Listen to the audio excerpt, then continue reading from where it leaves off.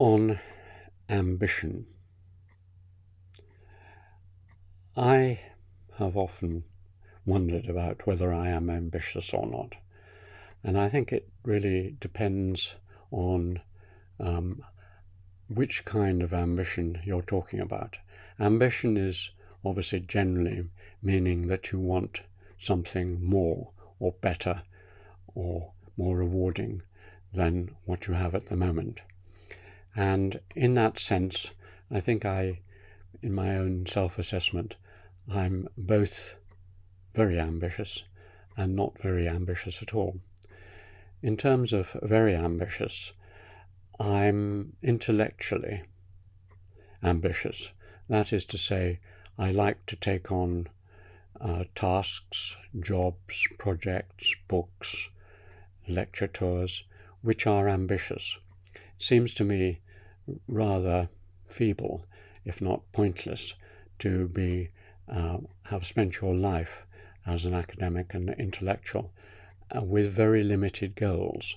If all you want to do is to spend 30, 40 years and produce one or two books on very particular subjects in a limited field and teach a few students, that for a whole life seems not very ambitious and not what I'm interested in. In other words, I have set out, whether I've achieved it or not, who knows, to try and change a discipline or a field or an area of knowledge, not just to add something to it. So early in my life, of course, like younger people, I did just add something. My PhD on Nepal was an addition to our knowledge of Nepalese and Himalayan communities. And my book on witchcraft did change the field, but it also added to it. But my sequence of books, my sequence of projects, working with computers, working with film, working with the internet, I've tried to aim higher than that. And therefore, whenever I get praise, which suggests that or not necessarily praise, scorn sometimes, suggesting that my ambition is to be the new Einstein of history, as Lawrence Stone witheringly said I might be if I was right, which I was not, or the new Newton, as a friend of mine walking around my apple orchard kindly called me. That, of course, I'm neither of those things, but that's what I would like to aim at. So intellectually through my life I've been ambitious, and I suppose, like many of us, I want to be remembered after my death. I want to be immortal, and in order to be remembered and to leave something which in 100, 200 years people will pick up and it'll still have some life in it. That is the kind of ambition I have. The kind of ambition I don't have is for power. Intellectual power, yes. Personal power, I'm not very excited or interested in.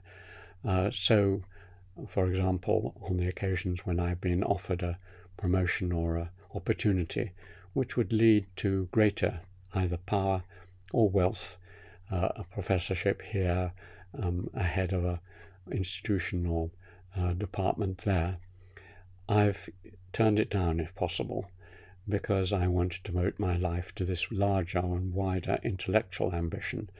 And if I took one of these positions, unlike some of my friends who can combine these things, I know I would be pulled away, that I would have to give my energies and time to this other position. It would make me more powerful. I would not just be teaching a few students, I would be setting the courses for lots of students, and I might become wealthy and powerful in that way, but it hasn't interested or attracted me. It's the smaller scale relations with people that interest me, and I'm not really interested in their having power over them. I like to persuade them, I like to encourage them, I like to influence them, but power which suggests that you say something and they have to do it. That kind of power, fortunately for me anyway, and the world, has not interested me at all.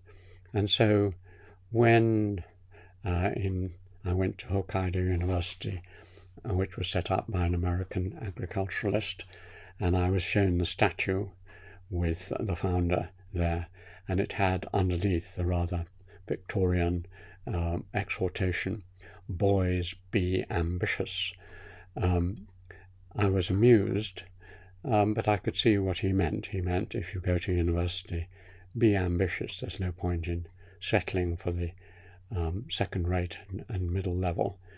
Try your hardest to achieve something permanent and for the benefit of mankind, but do it if possible, in a way that is not ruthless and treads down other people.